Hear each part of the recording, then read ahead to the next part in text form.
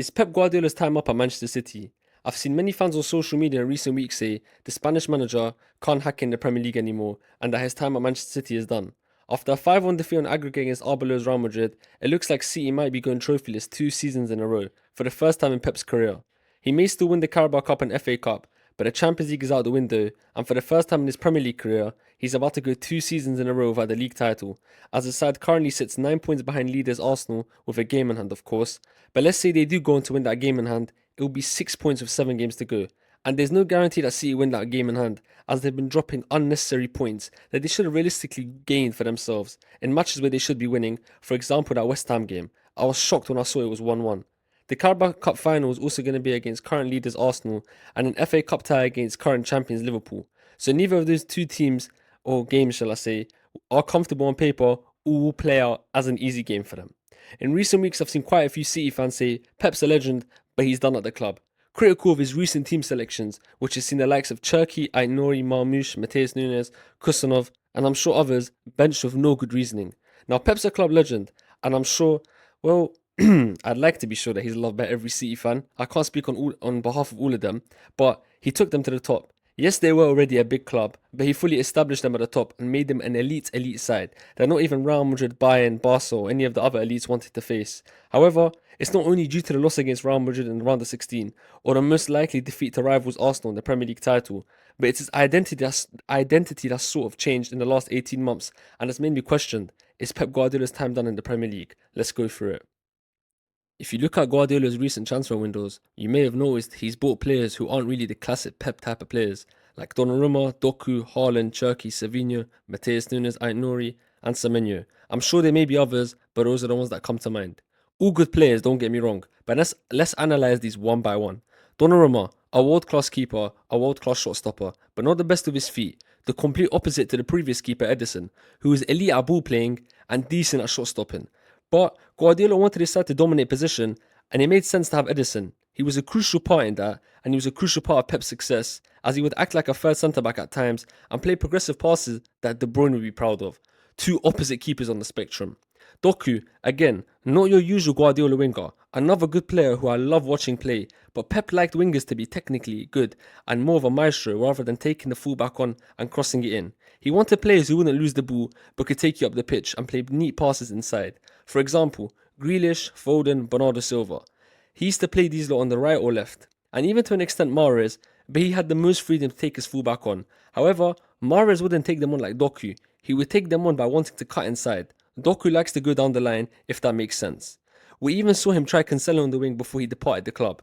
We can add Savinho into this category as well, because I know City fans will say, but he can't even beat his fullback anyways. But when he first came in, let's be honest, he was doing this well, especially on his debut where he tormented Cucurella, and we all thought he was going to be amazing. He was also known as a dribbler at Girona. Cherki fits in here as well, although he is more of a 10. We've seen Pep like shadow strikers like Gundogan or De Bruyne. Both have featured here. Cherki isn't a classic Pep type of player. He's too flary for him, as Pep has even said he doesn't like the flair. For example, I'm sure you lot have seen that Rabona assist. I was shocked. I don't know if he was being sarcastic or not, but to complain about that beautiful assist when they got your side a goal, a beautiful one too, is confusing. It helped them beat Sunderland 3-0 if I'm not wrong at the Etihad, and he was still complaining. Now Matheus Nunes, brought in as a midfielder, and he's not someone with a flashy pass or known for one touch or quick exchanges. He's a powerful runner and a powerful carrier of the ball, with good crossing and shooting. Converted into a right back, and before I continue with that point, Aït-Nouri, another good player, but Pep usually likes centre-backs at fullback.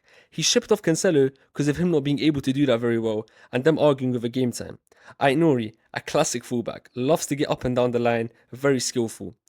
Pep usually likes Ake, Gavardio, Stones, Walker, Akanji as his fullbacks. You should know what type of player I'm on about. Now the signing of Semenyo, wow, I said that so wrong. Now the signing of Semenyo confirmed to me Pep is trying to change his ways, and this makes sense. He wants to adapt, as all elite coaches should want to do. His style of play isn't like it used to be, they're not flowing or playing as well as they used to, and in fact, they're struggling to create clear-cut chances like they used to back in the day.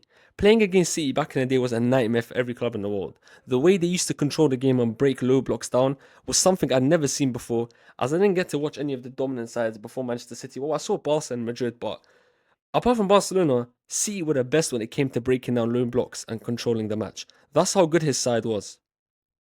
There's reports that Pep will leave in 2027, and if so, these signings do make a bit of sense. Maybe the board has told him, we want to build for after your departure, or does Pep understand the changes needed in the way he sets his team up?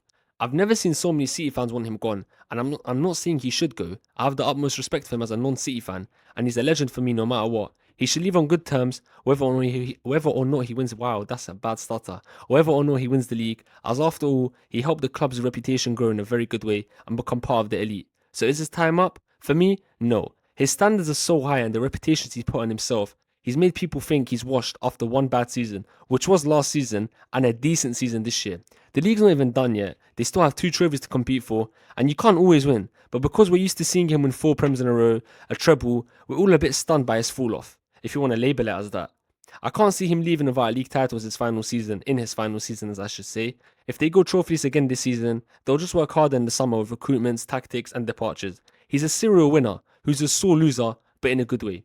City fans, let me know. Is Guardiola's time done or not? Or do you agree with me and think, nope, not yet anyways? Even if you're not a City fan, let me know. That's the end of Ads Talks About everyone. Thank you for watching.